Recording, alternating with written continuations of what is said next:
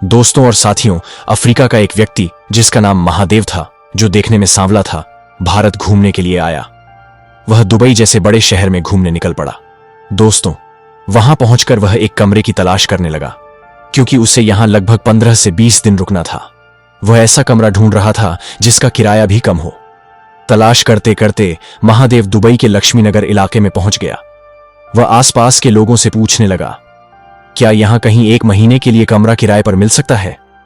तभी एक व्यक्ति ने एक घर की ओर इशारा करते हुए कहा, आप उस घर में जाइए, वहां आपको कमरा मिल जाएगा।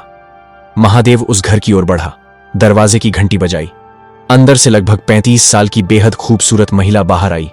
उसका नाम सध्या था। वह इतनी सुंदर थी कि मानो उसे देखकर सारी थकान और भूख मिट जाए। महादेव ने जब सध्या को देखा तो उसके भीतर एक अनकहा आकर्षण जाग उठा।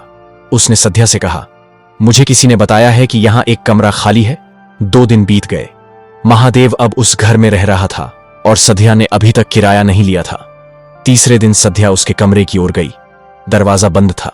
उसने खिड़की से झांका तो देखा महादेव अपने फोन में कुछ देख रहा था। शायद अपने देश की पुरानी यादें, अपने अकेलेपन को बांटने का कोई तरीका। सध्या के मन में एक अजीब हलचल हुई। उसे एहसास हुआ कि यह आदमी जो परदेश से आया है शायद बहुत अकेला है।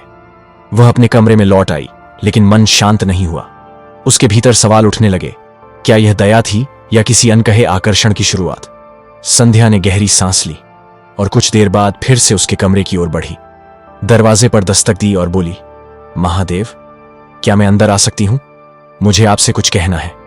महादेव ने कहा, ठीक है सध्या जी, मैं अभी किराया दे देता हूं।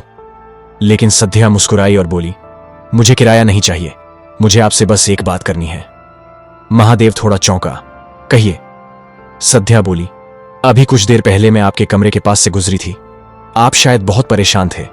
मुझे लगा आप किसी गहरी सोच में डूबे हैं। महादेव झेंप गया। वह बस इतना कह सका, हां, कभी कभी अकेलापन बहुत भारी पड़ जाता है। सध्या कुछ पल चुप रही, फिर बोली, अकेलापन, यह तो हर किसी की कहानी है।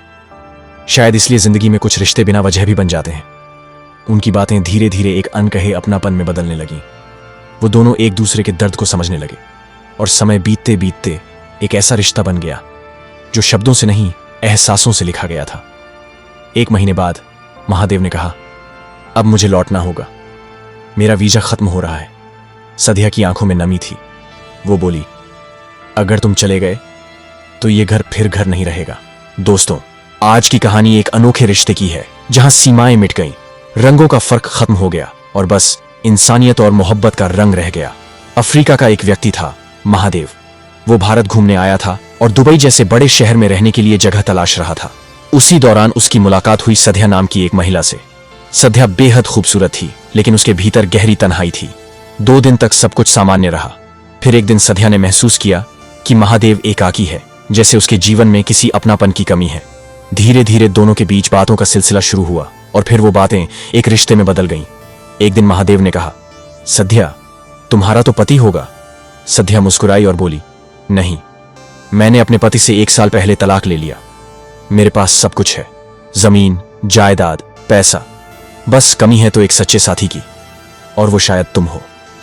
महादेव कुछ पल सोच में पड़ गया, फिर बोला, अगर तुम मुझसे शादी करना चाहती हो तो मुझे खुशी होगी, पर मेरी वीजा खत्म होने वाली है, मुझे अपने देश लौटना पड़ेगा।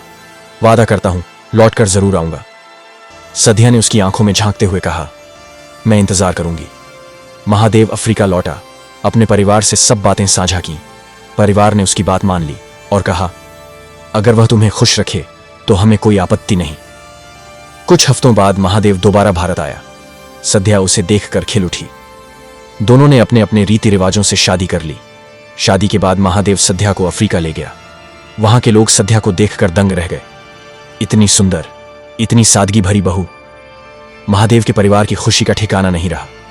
आज सध्या और महादेव के 2 बच्चे हैं और वे दोनों भारत और अफ्रीका दोनों जगह अपने परिवार के साथ खुशहाल जिंदगी जी रहे हैं। तो दोस्तों, इस कहानी से हमें यही सीख मिलती है।